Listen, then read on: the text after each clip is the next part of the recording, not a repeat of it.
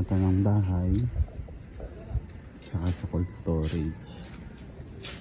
Yan. Medyo mahirap, masakit sa ulo, lalo yung maghandal ng tao. Tapos yung budget, yun ang napakahirap din. Kailangan dito ito.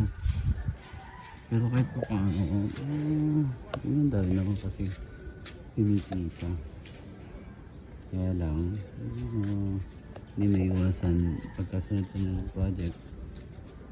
Yung iba, lumalaglag. Alas yung kikitain ng isa, pambawi lang din sa ibang project.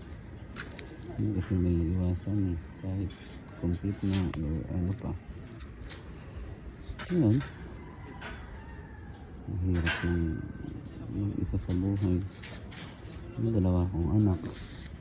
Maaga akong nabalo.